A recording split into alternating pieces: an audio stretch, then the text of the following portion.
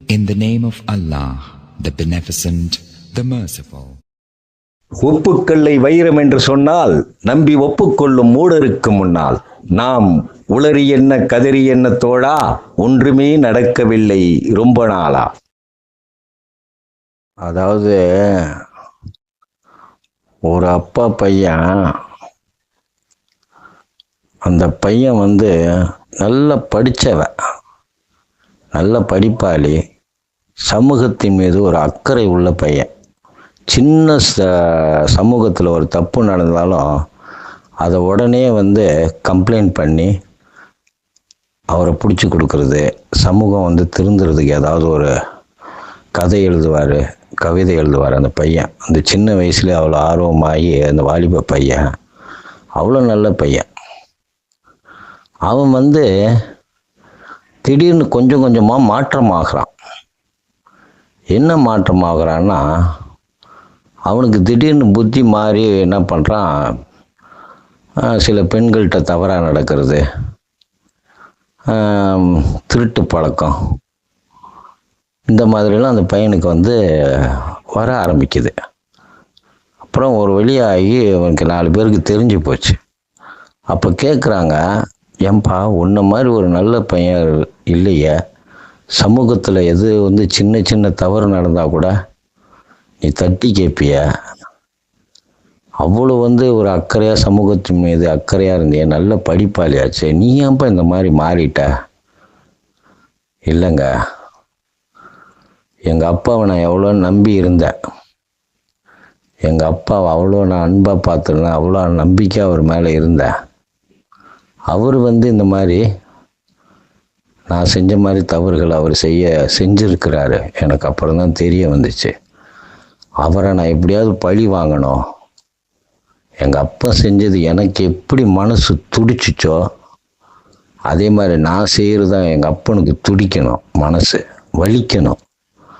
அதனால தான் நான் இந்த வழி கையாண்டேன். என்னப்பா இப்படியாப்பா பண்ணுவான், முட்டாள்தனமாக இருக்கப்பா இது அப்படின்ட்டு எல்லாம் சொல்கிறாங்க. அந்த மாதிரி திமுக மீது உள்ள சின்ன சின்ன தவறுகளை, அதாவது அது மேலே இருந்தவங்க தான், திமுகவில் இருக்கிறவங்கள சின்ன சின்ன தவறுகளை இவங்க பொறுத்துக்கிற முடியாமல் இன்னைக்கு ஒரு பெரிய ஒரு தவறான ஒரு முடிவெடுத்து ஒரு முதலமைச்சரை தேர்ந்தெடுத்துட்டாங்க. அதை பழி வாங்குறேன்ட்டு அதை விட பெரிய ஒரு டேஞ்சரான ஒரு விஷயத்த செஞ்சுட்டு இருக்கிறாங்க. ஆனால் என்ன இந்த 10 நாளில் நடக்குதுன்னு நீங்கள் வலைதளத்தில் பாருங்கள். எத்தனை கொலைகள் தெரியுமா? 1 2 இல்லை, கொலைகள், கற்பழிப்பு. வண்டலூரில் 2 பேரை கொன்று விட்டாங்க, வீடு பூந்து வெட்டி விட்டாங்க. அவங்க கானா பாட்டு பாடிட்டு வந்திருக்காங்க, ஏதோ ஒரு வீட்டில் தங்கியிருக்காங்க, வீடு பூந்து வெட்டிட்டாங்க. இன்னைக்கு ஒரு ஊமை பொண்ணு, காதும் கேட்காது, அந்த பொண்ணை 2 3 பேராக சேர்ந்து கெடுத்துட்டாங்க. அதுக்கப்புறம் பார்த்தீங்கன்னா குன்னூரில், தேனி மாவட்டம் குன்னூரில் கடைக்கு போய் மாமூல் கேட்டிருக்காங்க. எங்கள் ஆச்சு, தாவேக்கா ஆச்சு, மாமூல் கொடுறான்னு கேட்டிருக்காங்க தாவேக்காரங்க.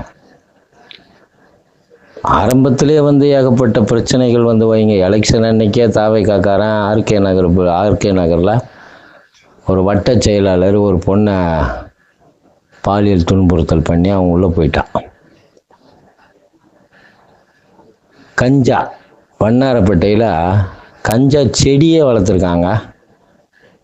கஞ்சா வாங்கிட்டு விற்கிறது இல்லை, எதுக்கு மெனக்கிட்டு போய் வாங்கிக்கிட்டு வந்துக்கிட்டு அதை விற்றுக்கிட்டு கஷ்டப்பட்டு அப்படின்ட்டு இந்த சுயசார்பு வாழ்க்கைன்னுவாங்கள்ல, இந்த ஹீலர் பாஸ்கர் கூட சொல்லுவார், சோப்பு நீங்களே செஞ்சுங்க, மெழுகுவத்தி நீங்களே செஞ்சுங்க, நீங்களே எல்லாம் விளைய வச்சு இயற்கையாக விளைய வச்சு நீங்களே சாப்பிட்டுங்க, மொட்டை மாடியில் கீரை வளங்கன்னா இவன் தாவைக்காக்காரன் கஞ்சா வளர்த்துருக்கான். அவனை பிடிச்சிட்டு போய் அவனை கேள்வி கேட்டால், இதெல்லாம் ஒரு குற்றமா, இது சிவன் சொத்து அப்படின்ட்டு, சிவன் சொத்தான் அது, அவன் வணங்குறானா, டெய்லி அந்த செடியை வச்சு வணங்குவான். இதெல்லாம் ஒரு பெரிய தப்பா, இதை போய் பிடிக்கிறீங்க அப்படின்றான். எப்படி இருக்காங்க பார்த்தீங்களா? அப்புறம் கோவையில் ஒரு எம்எல்ஏ வந்து பெரிய சிம்மாசனம் மாதிரி போட்டு ராஜாக்கள் அமர்ற மாதிரி சோபாவில் உட்காந்துருக்காங்களாம். 2 அதிகாரி வீட்டுக்கு வந்திருக்காங்க. அவங்களுக்கு ஓட்ட பிளாஸ்டிக் சேரை 2 போட்டு இவங்க கால் மேலே கால் போட்டு அவங்கள்ட்ட கேள்வி கேட்டுக்கிட்டு இருக்காங்க. டேய், எங்கடா போய்கிட்டு இருக்க நாடு? என்னடா நடக்குது? ஒன்றுமே புரியலைங்க, ஒன்றுமே புரியலை. 21 வயசுக்கு மேலே வந்து சாராயம் சரக்கு கிடைக்காது அப்படின்ட்டு நம்ம தளபதி விஜய் வந்து சட்டம் போட்டார், முதல்வர். டேய், இதெல்லாம் பழசுடா, இதெல்லாம் பழசு. ஏற்கனவே அது சட்டம் இருக்குது. 21 வயசுக்கு மேலே தான் கொடுக்கணும், 21 வயசுக்குள்ளே உள்ளவனுக்கு சரக்கு விற்கக்கூடாதுன்றது எல்லாம் பழசு. எல்லாமே ஒன்று பார்த்தீங்கன்னா, இந்த பெண் அமைச்சரே இப்போ தான் வந்திருக்காங்கன்னு சொன்னாங்க பாருங்க. அப்போ எந்த அளவுக்கு தற்கொலையாக இருப்பாங்க. ஏற்கனவே 7-8 பெண்ணுங்க வந்து தமிழகத்தில் அமைச்சராக இருந்திருக்காங்க. அப்போ இவன் ஜெயலலிதாலாம் இவனுக்கு பொம்பளையாக தெரியலையா, பெண்ணாக தெரியலையா, ஜானகியை பெண்ணாக தெரியலையா? சும்மா காசை கொடுத்து எனக்கு வந்து பணமும் வானா, 2500 வானாண்ணா, அப்புறம் எதுவுமே வானாண்ணா, எனக்கு கேஸ்லாம் வானாண்ணா, எங்கள் வீட்டில் கேஸ் இருக்கு, நான் சும்மா வலைத்தளத்தில் காசை கொடுத்து பேச வைக்கிறாங்க. பேச வச்சு இந்த மாதிரி பண்ணுறாங்க. சரி, இதெல்லாம் தப்பு. 21 வயசுக்கு கீழே வந்து சரக்கு விற்கக்கூடாது. சரி, நீ ஏன் சட்டம் போட்டேன்னு வை. 5 வயசு குழந்தையிலேருந்து 15 வயசு குழந்தை வரைக்கும் தூண்டி விட்டு ஓட்டு போட வைக்கலாமா? இது சட்டத்தில் இருக்கா? இது ஏற்கனவே அறிவிச்சிருக்காங்கல்ல, குழந்தைங்களை பயன்படுத்தக்கூடாதுன்னு சட்டம் இருக்குல்ல. இப்போ அதுக்கு கேஸை போட்டுட்டாங்க. அது கண்டிப்பாக பிரச்சனை வரும். அது பெரிய ஒரு பத்திரிக்கையாளர் கேஸை போட்டுட்டார், மொத்த எவிடன்ஸும் கொடுத்துட்டார். இவர் பேசுனது, நீங்கள் வந்து இந்த லாலிபப்பு கேட்டு தொல்லை பண்ணுற மாதிரி, அப்புறம் 5 ஸ்டார் என்னமோ சொன்னார் அவர், இதெல்லாம் கேட்டு தொல்லை பண்ணுற மாதிரி நீங்கள் தொல்லை பண்ணி போட சொல்லுங்கள் ஓட்டுன்றதெல்லாம் அதை ரெக்கார்டை கொடுத்தாச்சு. என்னங்க மாற்றம்? ஒன்றுமே கிடையாதுங்க. அது அங்கங்கே சந்தில் பொந்தில் எது விற்கணுமோ அதெல்லாம் விற்றுக்கிட்டு தான் இருக்காங்க. எல்லாமே எல்லா சரக்கு எல்லாம் ஓட தான் செய்யுது, வீட்டுக்கு ஓடுது, எல்லாமே ஓடிக்கிட்டு தான் இருக்குது. ஏற்கனவே திமுக ஆட்சியில் கஞ்சாவை பிடிச்சாங்க, எரிச்சாங்க, அதை மறுபடியும் அந்த இதை எடுத்து இவங்க போட்டு நாங்கள் தான் பிடிச்சோன்னு காட்டினாங்க. இதெல்லாம் பிடிச்சிக்கிட்டு தான் இருக்காங்க, பண்ணிக்கிட்டு தான் இருக்கிறாங்க. என்ன மாற்றம் பண்ணாருன்னு ஒன்றுமே தெரியல. ஆனால் மாற்றன்றாங்க. இவ்வளோ கொலை கற்பழிப்பு எப்போ இது வரைக்கும் திமுக ஆட்சியில் இந்த 10 நாளில் இவ்வளோ கொலை கற்பழிப்பு நடந்ததே கிடையாது. நீங்கள் எடுத்து பாருங்கள், இந்த 10 நாளில் எவ்வளோ கொலை நடந்திருக்கு, எத்தனை கற்பழிப்பு நடந்திருக்கு அப்படின்னு பாருங்கள். எதுக்குமே பதில் சொல்ல மாட்றாங்களே, இதுக்கெல்லாம் போட மாட்றாங்களே, இந்த தற்கூரிங்க போடுறாங்களே ஃபேஸ்புக்லேயும் அதுலேயும் இதுலேயும், இது ஒன்றுமே போட மாட்றாங்களே.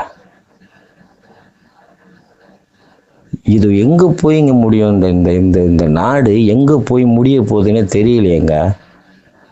எல்லாமே அக்யூஸ்டாக இருக்கானுங்க. தொண்டர்கள் எல்லாமே அக்யூஸ்டாக இருக்கானுங்க. கிருஷ்ணகிரியில் வெற்றியை கொண்டாடுறேன்னு சொல்லிட்டு ரோட்டில் போகிற மக்களுக்கெல்லாம் இடைஞ்சல் கொடுத்து அவங்கள பிடிச்சிட்டு போயிட்டாங்க. கஞ்சா செடி வளர்க்குறாங்க. இன்னும் எவ்வளோ சொல்லிக்கிட்டே போகலாங்க. இவங்களை எல்லாத்தையும் பிடிச்சி உள்ளே போட்டோன்னு வைங்க, விஜய்க்கு ஓட்டு போடுறதுக்கே ஆள் இருக்காது. எல்லாமே அக்யூஸ்டாக இருந்தால் யார் ஓட்டு போடுறது? பெண்கள்லாம் எவ்வளோ கேவலமாக பேசுகிறாங்க பார்த்தீங்களா? நம்மளே சொல்ல கூச்சமாக இருக்குது. வலைத்தளத்தில் பேசவே, இந்த மாதிரி மீடியாக்களில் பேசவே கூச்சமாக இருக்குங்க. அவ்வளோ அவ்வளோ அவ்வளோ கேவலமாக பேசுகிறாங்க. இவர் போய் வந்து எலெக்ஷனுக்கு முன்னால் ஒருத்தர் மேலே வேற போய் நீ கம்ப்ளைண்ட் கொடுத்துருக்காரு விஜய், இந்த மாதிரி ஆபாசமாக பேசிட்டேன்னு. ஒரு அறிக்கை விட்டுருக்காரா இந்த மாதிரி பேசாதீங்க, தொண்டர்களுக்கு ஒரு வார்த்தை சொல்லியிருக்காரா, பெண்களுக்கு சொல்லியிருக்காரா இந்த மாதிரி தவறாலாம் பேசாதீங்க அப்படின்ட்டு?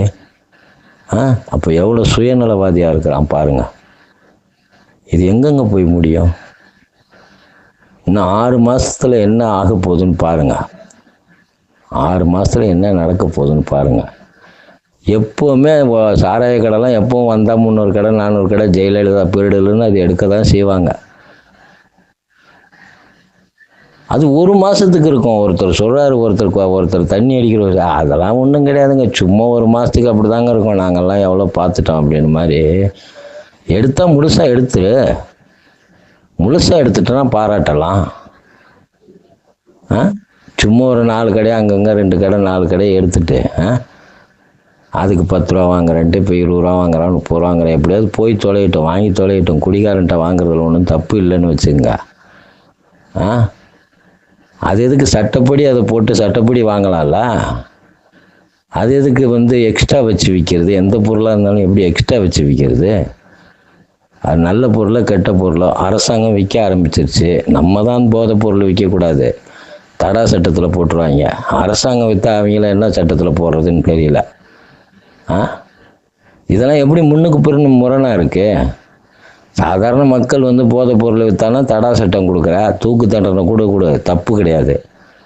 ஆனால் நம்ம என்ன பண்ணிக்கிட்டு இருக்கோம்? அரசாங்கம் என்ன பண்ணிக்கிட்டு இருக்கு?